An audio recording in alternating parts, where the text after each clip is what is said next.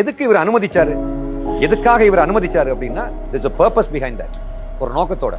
எனக்கு நான் உண்மையிலே தம்பி நான் சொல்றேன், எனக்கு ஹெர்னியா ஆப்ரேஷன் பண்ணதுக்கு பிறகுதான் இந்த வலி அப்படின்றதே எனக்கு அப்பதான் புரிஞ்சுது. அந்த ஹெர்னியா ஆப்ரேஷன் பண்ணி வலியோட இருக்கும்போது அப்ப யார் கால் பண்ணாங்களோ அவங்களுக்காக நான் ஜெபம் பண்ணும் போதெல்லாம் கண்ணீர் விட்டு அழுதுருக்கேன்.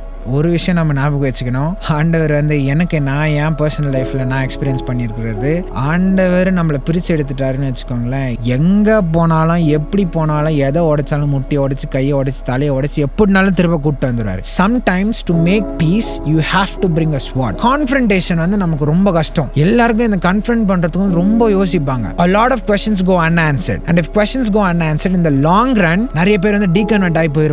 இப்போ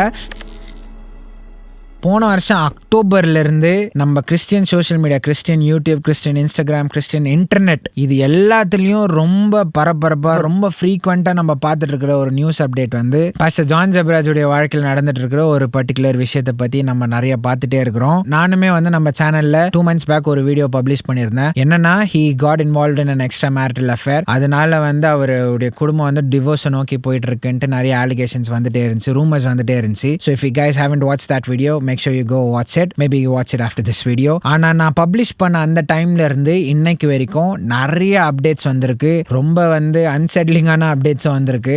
ஸோ அதை பற்றியெல்லாம் வந்து நான் இன்னொரு வீடியோ நான் ரெடி பண்ணிட்டு இருக்கேன். ஆனால் அதை நான் பண்ணுறதுக்கு முன்னாடி I want to do my research right. நான் எல்லா ரீசர்ச்சையும் வந்து ஒழுங்காக பண்ணணும்னு யோசிச்சுட்டு இருக்கேன். ஒரு official statement pastor John Jebaraj கிட்ட இருந்தோ இல்லை அவருடைய லீகல் டீம்ல இருந்தோ ஏதாவது ஒரு அஃபிஷியல் ஸ்டேட்மெண்ட் வந்த பிறகு அது வரைக்கும் நமக்கு என்னென்னலாம் வந்து கன்ஃபார்மாக அப்சல்யூட்லி ஷுவராக எவிடன்ஸோட நமக்கு தெரிஞ்சிருக்கு. இதெல்லாம் வச்சு நம்ம ஒரு வீடியோ பண்ணி போடலான்ட்டு நான் எழுதிட்டு இருக்கேன். If you are someone like me who speaks Tamil but doesn't read Tamil, but you always wanted to read the Bible in Tamil, then the Tanglish Bible is absolutely for you. The Tanglish Bible is a Romanized version of the Bible, meaning the Bible is still in Tamil but it's written in English, so hence the name Tanglish Bible. This is really great when you're reading through the Bible in English or any other language for that reason and are struggling to understand the meaning of a passage because you don't speak that language. Now you don't have to worry about that if you have the Tanglish Bible. So if you want to grab one, check out the link in the description and use code PM10 at checkout for 10% off. That is PM10 for 10% off at checkout. Now back to the video. குறிப்பாக எனக்கு என்ன பெரிய கன்சர்ன்னா, நம்மளுடைய search கம்யூனிட்டியில் இவ்வளோ பெரிய விஷயம் அவருடைய பர்சனல் விஷயம் இல்லை, அதை சுற்றி நடந்திருக்கிற நிறைய விஷயங்களை அப்சர்வ் பண்ணால் என்னென்ன பண்ணுறாங்க, என்னென்ன அட்டூழியம் பண்ணுறாங்க பாரு சர்ச்லன்ற மாதிரி யோசிச்சுட்டு இருந்தேன் நான். இதெல்லாம் ஆயிட்டு இருந்தாலுமே ஒரு விஷயம் வந்து நான் ஒரு பாசிட்டிவ் சேஞ்சாக நான் பார்த்தேன். என்னன்னா, பாஸ்டர் ஜான் ஜெபராஜை வந்து April 13th நினைக்கிறேன், April 13th அவரை அரெஸ்ட் பண்ணிட்டாங்க. இப்பயும் வந்து அவர் ஜெயிலில் தான் இருக்காருன்னு நினைக்கிறேன். நிறைய பேர் வந்து பெரிய பெரிய பாஸ்டர்ஸ் கூட well known Christian leaders in our Tamil Christian community came out boldly asking the church to pray for Pastor John Zebraj. நான் பாஸ்டர் பால் தங்கையாவுடைய வீடியோ பார்த்தேன். அதுக்கப்புறம் ஜஸ்வின் சாமுவேல், இவங்க மட்டும் இல்ல, சில பேர் வந்து நம்ம பாஸ்டர்ஸ்ன்னு தெரியாது, ஆனால் அவங்களும் கிறிஸ்டியன்ஸ் தான், கொஞ்சம் மீடியா இன்ஃப்ளூயன்ஸ் இருக்கிறவங்க, இவங்க எல்லாருமே கூட நிறைய பேர் வந்து பாஸ்டர் ஜான் ஜெபராஜுக்கு அவர் மேல இது தப்பா தான் கேஸ் போட்டிருக்காங்கன்ட்டு அவருக்கு சப்போர்ட்டிவா கூட நிறைய பேர் பேசிட்டு இருந்தாங்க. ஸோ ஆனா இது அவர் ஜெயிலுக்கு போறதுக்கு முன்னாடி எல்லாருமே அவரை போட்டு மிதிச்சிட்டு இருந்த மாதிரி தான் பேசிட்டு இருந்தாங்க. யாருமே அவரை டிஃபெண்ட் பண்ணியும் பேசல,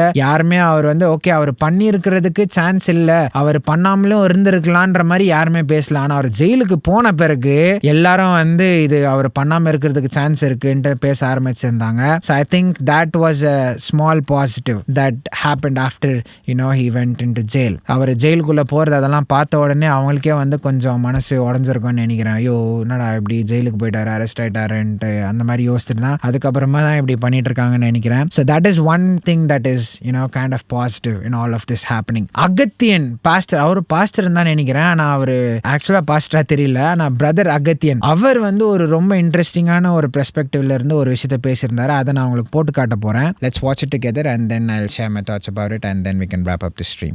இந்த இப்ப தம்பி செய்ததாக சொல்லப்படக்கூடிய குற்றத்துக்கு என்ன தண்டனை கொடுக்க வேண்டுமோ அந்த தண்டனையை தம்பி ஒத்துக்கொள்ள வேண்டும், ஏற்றுக்கொள்ள வேண்டும். அது யாரா இருந்தாலும் சரி, அந்த தப்பு நான் செஞ்சிருந்தாலும் அந்த தப்புக்கான தண்டனையை நான் ஏற்றுக்கொள்ள வேண்டும்.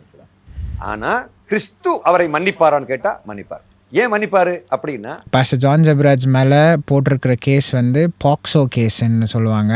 அது என்ன கேஸ்னா செக்ஷுவல் அசால்ட் கீழே வரும். அதுவும் செக்ஷுவல் அசால்ட் ஃபார் மைனஸ். ஒரு மைனரை செக்ஷுவல் அசால்ட் பண்ணியிருக்கிறதா தான் அவர் மேலே கேஸ் போட்டிருக்காங்க. பிரதர் அகத்தியன் நீங்கள் என்ன சொல்லிட்டு இருக்காருன்னா, இது உண்மையாக ப்ரூவ் பண்ணிட்டாங்கன்னா, இது நடந்திருக்குன்னு ப்ரூவ் பண்ணிட்டாங்கன்னா கண்டிப்பாக அதுக்கான ரெப்பகஷன்ஸ், அதுக்கான கான்சிக்வன்சஸ் அவர் ஃபேஸ் பண்ணி தான் ஆகணும். அதுக்கான பனிஷ்மெண்ட் அவர் அக்செப்ட் பண்ணி தான் ஆகணும். ஆனால் கவர்மெண்ட் வந்து அவரை பனிஷ் பண்ணாலும், ஜுடிஷியல் சிஸ்டம் அவரை பனிஷ் பண்ணாலும், ஆண்டவர் வந்து பாஸ்டர் ஜான் ஜெபராஜ் மன்னிப்பு கேட்டா ஆண்டவர் மன்னிப்பாரான்னு கேட்டா அவர் சொல்றாரு மன்னிப்பாருன்ட்டு. ஆண்டவர் மன்னிப்பாரு. ஆண்டவர் மன்னிச்சாலும் like still there's gonna be consequences for his actions. ஆனால் ஆண்டவர் மன்னிச்சு அவர் திரும்ப வந்து பாஸ்டர் ஜான் ஜெபராஜ் ஆண்டவர் அவருடைய பிள்ளையா ஏத்துப்பாரான்னு கேட்டிங்கன்னா நானும் சொல்லுவேன் ஏத்துப்பாரு. அவர் முதல் எப்படி இருந்தாரோ அந்த நிலைக்கு திரும்ப வந்து ஆண்டவர் அவரை கூட்டு வருவாரா, திரும்ப வந்து அதே மாதிரி இல்லை அதோட ஜாஸ்தியும் ஆண்டவர் பண்ணுவாரான்னு கேட்டா I can say that with certainty. ஆனால் ஆண்டவர் மன்னிப்பாரான்னு கேட்டா கண்டிப்பா மன்னிப்பாரு. எப்பேற்பட்ட பாவி ஆண்டவர் மன்னிப்பாரு. So that is I think that was a beautiful point that brother Agathiyan made. எதுக்கு இவர் அனுமதிச்சாரு, எதுக்காக இவர் அனுமதிச்சாரு அப்படின்னா, there's a purpose behind that. ஒரு நோக்கத்தோட. எனக்கு நான் உண்மையிலே தம்பி நான் சொல்றேன், எனக்கு ஹெர்னியா ஆப்ரேஷன் பண்ணதுக்கு பிறகுதான் இந்த வலி அப்படின்றதே எனக்கு அப்பதான் புரிஞ்சுது. அந்த ஹெர்னியா ஆப்ரேஷன் பண்ணி வலியோட இருக்கும்போது அப்ப யார் கால் பண்ணாங்களோ அவங்களுக்காக நான் ஜெபம் பண்ணும் போதெல்லாம் கண்ணீர் விட்டு அழுதுருக்கிறேன். ஆக்சுவலா ஒரு விஷயம் நம்ம ஞாபகம் வச்சுக்கணும், ஆண்டவர் வந்து எனக்கு நான் என் பர்சனல் லைஃப்பில் நான் எக்ஸ்பீரியன்ஸ் பண்ணியிருக்கிறது, ஆண்டவர் நம்மளை பிரித்து எடுத்துட்டாருன்னு வச்சுக்கோங்களேன். இவன் எனக்காக தான் ஊழியம் பண்ணணும், எனக்காக நான் இவனை செப்பரேட் பண்ணி வச்சிருக்கேன்னு ஆண்டவர் பிரித்து எடுத்துட்டாருன்னா எங்கே போனாலும் எப்படி போனாலும் எதை உடைச்சாலும் முட்டியை உடைச்சி கையை உடைச்சி தலையை உடைச்சி எப்படினாலும் திரும்ப கூப்பிட்டு வந்துடுவார். என்ன ஆண்டவர் அப்படி தான் பண்ணார். ஸோ ஆண்டவர் வந்து ஒரு விஷயத்தை இந்த மாதிரி அனுமதிக்கிறாருன்னா there is a purpose behind it. ஹீப்ரூஸ்ல ஒரு வசனம் இருக்கும், the Lord chastens whom he loves. ஆண்டவர் டிசிப்ளின் பண்றாரு. ஆண்டவர் ஒரு கடினமான ஒரு விஷயம் பண்றாருன்னா ஆண்டவர் நம்மளை நேசிக்கிறாரு, அதனால தான் பண்றாருன்னு அர்த்தம். Let's keep watching. ஆண்டவரே இந்த வலிதானே அவங்களுக்கு இருக்கும் அப்படின்னு.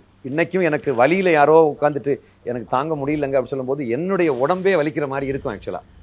அப்படிப்பட்ட அளவுக்கு சக மனிதனிடம் நேச உணர்வுகளை கொண்டு வர வேண்டும் என்பதற்காகத்தான் இந்த ஒரு விஷயத்தை கடவுள் அனுமதிச்சிருக்கிறாரு அப்படின்னு நான் நினைக்கிறேன். இந்த வலி எப்படி இருக்கும்ன்ட்டு நிறைய பேருக்கு தெரியணும், நிறைய பேருக்கு இதோட ரியாலிட்டி தெரியணும்ன்ட்டு தான் பாஸ்டர் ஜான் ஜெபராஜை வச்சு நிறைய பேருக்கு சொல்லி கொடுக்குறாரு ஆண்டவர். இது ஆண்டவருடைய பர்பஸாக இருக்கலான்ட்டு பிரதர் அகத்தியன் சொல்கிறாரு.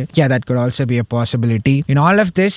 அந்த ஒரிஜினல் வீடியோ போட்ட வீடியோவில் சொல்லியிருப்பேன், அப்போ வந்து அவருடைய டிவோர்ஸ் உடைய விஷயம் வந்து ரூமர்ஸாக தான் இருந்துச்சு, கன்ஃபார்ம் பண்ணல. ஆனால் இப்போ வந்து அவருடைய டிவோர்ஸ் கன்ஃபார்ம் ஆயிடுச்சு. ஸோ அவரே சொல்லியிருக்காரு, நாங்கள் அந்த ஆடியோ ரெக்கார்டிங்கில் அவரே சொல்லியிருந்தாரு நாங்கள் டிவோர்ஸ் பண்ணுறதுக்கெல்லாம் பேசிட்டு இருந்தோம். ஸோ நான் அந்த வீடியோவில் சொல்லியிருந்தேன், I hope these divorce rumours are just rumours, I hope they're not ட்ரூன்னு சொல்லியிருந்தேன். ஆனால் அது கன்ஃபார்ம் ஆயிடுச்சு. ஆனால் இப்போ வந்து இது ரொம்ப பெரிய கேஸ், இந்த பாக்ஸோ கேஸுன்றது வந்து ரொம்ப பெரிய கேஸு. இப்பயும் even though it is like it is hard for me to hold out hope because ஏன்னா நான் சொன்ன மாதிரி முதல்ல அந்த வீடியோவிலே சொல்லியிருந்தேன், I am holding out hopes and I am hoping that these are just ரூமர்ஸ்ன்னு நான் யோசிச்சுட்டு இருந்தேன். But they turned out to be true. So இப்பயும் வந்து I am still holding out hope, but it's incredibly hard because like I was wrong the first time, but I'm still holding out hope. நான் முதல்ல நான் இந்த மியூசிக்கு அதுக்கப்புறமா keyboard வாசிக்க ஆரம்பிச்சுட்டு வர்ஷிப்பெல்லாம் lead பண்ண ஆரம்பிக்கும் போது நான் அவருடைய பாட்டுங்களை தான் நிறையா பாடுவோம், ரொம்ப வந்து இஷ்டப்பட்டு கேட்போம். எல்லாருக்கும் நினைக்கிறேன் அந்த 2017 2018 தான் ஜான் ஜெபராஜனுடைய பாட்டுங்கள்லாம் வந்து பயங்கரம் பாப்புலர் ஆக ஆரம்பிச்சிச்சு. அந்த டைம்லலாம் வந்து இவருடைய பாட்டுங்களை தான் நாங்கள் எல்லாம் வர்ஷிப்பில் போட்டு அடித்து திருப்பிட்டே இருப்போம், அதே தான் ஸ்பேம் பண்ணிட்டு இருப்போம். அதுக்கப்புறம் கொஞ்சம் வந்து அவர் பண்ண விஷயங்களெல்லாம் வந்து எதுக்கு இப்படி பண்ணுறாருன்னு யோசிச்சுட்டு அவர் பிரசங்கெல்லாம் கேட்க மாட்டேன், ஆனால் பாட்டுங்களை மட்டும் கேட்பேன். I still have a soft spot for Pastor John Jebraz. That is why it is kind of difficult for me, this entire thing, to see this thing happen to him. But I'm still holding out hope. ரூமர்ஸாக இருந்துச்சுன்னா நல்லாயிருக்கும், இந்த பாக்ஸோ கேஸோடைய ரூமர்ஸாக இருந்துச்சுன்னா நல்லாயிருக்கும். ஆனால் அது உண்மைன்னு வந்துருச்சுன்னா சர்ச்சுக்கு வந்து ஒரு பெரிய blow, because Pastor John Jebraz has been an asset for the kingdom of God for so long, and if we lose him like that, it's gonna be a very big loss. I sympathize with Pastor John Jebraz. Sympathize-னா அவர் பண்ணுறதை நான் வந்து கரெக்டுன்னு சொல்ல வரல, but I am really chat to see what's happening with them. நான் சொன்ன மாதிரி நான் ரீசர்ச் பண்ணிகிட்டு இருக்கேன், ஒரு அஃபிஷியல் ஸ்டேட்மெண்ட் வர்றதுக்காக வெயிட் பண்ணிகிட்டு இருக்கேன். அது வந்த பிறகு என்னுடைய ரீசர்ச் எல்லாத்தையும் நான் ஒழுங்காக ஒழுங்காக பண்ணி அதுக்கப்புறமா வந்து நான் ஒரு கன்க்ளூசிவாக அந்த டாக்குமெண்ட்ரி நான் போட்ட மாதிரி அதோடைய பார்ட் 1 அது பார்ட் 2 நான் ரிலீஸ் பண்ணலான்ட்டு யோசிச்சுட்டு இருக்கேன். ஸோ அந்த பார்ட் 1 பண்ணும் போதே நிறைய பேர் வந்து எங்கள் வீட்லேயே வந்து நான் சொல்லிட்டு இருந்தாங்க, என்னன்னா எதுக்கு இதை பற்றியெல்லாம் பேசிகிட்டு இருக்க நீ, அவருக்கு ஆச்சுன்னா விட, நீ நம்ம ஏன் பேசணும், நம்ம இதை பற்றிலாம் பேசக்கூடாது, அமைதியாக இருக்கணும்ன்ட்டு சொல்லிட்டு இருந்தாங்க. ஆனால் இன்னைக்கு பேசிகிட்டு இருக்கேன். ஏன் பேசிகிட்டு இருக்கேன்னா, நம்ம சர்ச்சில் வந்து நமக்கு ஒரு ஹேபிட் இருக்குது. என்னன்னா, நமக்கு ஒரு விஷயம் வந்து நம்மளை உறுத்திட்டே இருக்கும், நம்ம ரொம்ப ஹெவியாக பேர்டன் பண்ணிகிட்டே இருக்கோம், நம்மளை அதை பாதர் பண்ணிகிட்டே இருக்கோம். ஆனாலும் அதை வந்து பேசவே மாட்டோம். ஏன்னா நம்ம பேசினா வேற யாருன்னா எதனா நினச்சிப்பாங்க, இவங்கள அஃபெண்ட் பண்ணிவிடுவோம், அவங்கள அஃபெண்ட் பண்ணிவிடுவான்ட்டு. ஆனால் நமக்கு அது உறுத்திட்டே இருக்கும், நமக்கு ரொம்ப கஷ்டமாக இருக்கும் அந்த டீல் பண்ணுறதுக்கு, நமக்கு ஹெல்ப் தேவையாக இருக்கும். ஆனால் நம்ம இப்படி யோசிக்கிறதுனால நம்ம வந்து யார்கிட்டையும் போய் சொல்ல முடியாது, யாரை பற்றியும் பேசக்கூடாது, இப்படி சொல்லக்கூடாது, அப்படி பண்ணக்கூடாது. நீ யோசிச்சுட்டு அந்த கொஸ்டின்ஸை அந்த விஷயங்களெல்லாம் உள்ளே வச்சுக்கிறதுனால நமக்கு அதோடைய பதிலே கிடைக்கிறது இல்லை. பதில் கிடைக்காம இருக்கிற அந்த டைம்ல அந்த விஷயத்துக்கு கன்சர்ன்டா ஒரு விஷயம் நமக்கு நம்ம வாழ்க்கையில ரியலா ஆயிடுச்சுன்னா அப்ப நமக்கு பதில் தெரியாதுல்ல. பதில் தெரியலன்னா நம்ம எப்படி அப்ளை பண்றது? கான்ஃபரன்டேஷன் வந்து நமக்கு ரொம்ப கஷ்டம். நான் அப்சர்வ் பண்ண வரைக்கும் நம்ம சர்ச் கல்ச்சரில் எல்லாருக்கும் இந்த கன்ஃபரன்ட் பண்ணுறதுக்கு ரொம்ப யோசிப்பாங்க. Peace makers podcast season 2 start பண்ணும்போது ஒரு தீமோட ஸ்டார்ட் பண்ணோம். என்னன்னா, sometimes to make peace you have to bring a sword. ஒரு சமாதானம் உனக்கு கிடைக்கிறதுக்கு முன்னாடி ஒரு போர் நடந்தே ஆகும். ஒரு 2 தேசத்துக்குள்ள சண்டை ஆகிட்டே இருந்துச்சுன்னு வச்சுக்கோங்களேன், ரொம்ப வருஷமா சண்டை ஆகிட்டே இருந்துச்சுன்னா, ஒரு பெரிய வார் நடந்த பிறகு, ஒருத்தர் ஜெயிச்ச பிறகு தான் ஒரு அடுத்த 10-20 வருஷத்துக்கு வந்து சமாதானம் இருக்கும். அந்த மாதிரி இப்போ என்ன சொல்கிறேன்னா, போய் எல்லாரும் கத்தி எடுத்துகிட்டு போய் சண்டை போடுங்க, நான் அப்படி சொல்ல. நான் எதுக்கு சொல்கிறேன்னா, இப்படி எடுத்துப்போமே, ரொம்ப ரியல் லைஃப் எக்ஸாம்பிள் எடுத்துப்போமே. உனக்கும் உன் ஃப்ரெண்டுக்கும் டிஸ்அக்ரிமெண்ட் இருக்குன்னு வச்சுக்கோங்க. அந்த டிஸ்அக்ரிமெண்ட் நீங்கள் 2 பேரும் டிஸ்கஸ் பண்ணாமையே வச்சுட்டு இருந்தீங்கன்னா உங்களுடைய ஃப்ரெண்ட்ஷிப்பில் நீங்கள் வந்து முன்னேறவே முடியாது. உங்களுடைய ஃப்ரெண்ட்ஷிப் வந்து ஸ்ட்ராங் ஆகாது, உங்களால் க்ளோஸாக இருக்கவே முடியாது. அந்த கான்வர்சேஷன் ரொம்ப கஷ்டமாக இருக்கும். நீங்கள் எதுக்கு டிஸ்கஸ் பண்ணாமல் இருக்கீங்க? அந்த கான்வர்சேஷன் ரொம்ப கஷ்டமாக இருக்குது, எனக்கு அந்த கான்வர்சேஷன் பண்ண பிடிக்கல, அதனால தான் நம்ம பண்ணாமல் இருக்கிறோம். அந்த கான்வர்சேஷன் கஷ்டமாக இருக்குன்னு நீங்கள் பண்ணாமல் விட்டுட்டீங்கன்னா there is a possibility that you will lose your friend.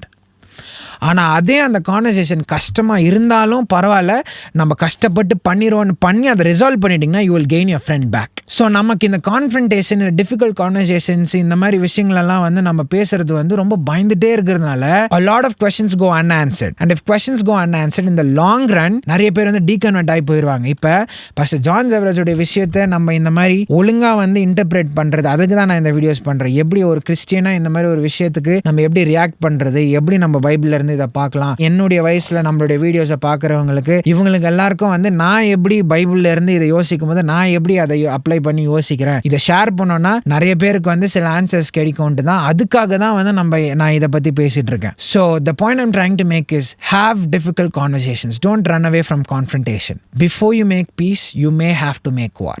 So கஷ்டமாக இருக்குது, பேச முடியாது, இது பண்ண முடியாது, அப்படி இப்படின்னு யோசிச்சுட்டு இருந்தீங்கன்னா அப்படி தான் இருக்கும். ஆண்டவரே பாருங்களேன், நிறைய விஷயங்களை வந்து இந்த ஃபேரிசீஸ் சாதசீஸ் எல்லாம் பண்ணுறாங்களாம், பெரியவங்க நம்ம வந்து பேசக்கூடாதுன்னு ஆண்டவர் போயிட்டு இருந்தாலும் என்ன ஆகுறது கதை, அப்படி தான் இருந்திருப்போம் நம்மலாம். So that's why I'm doing all of this.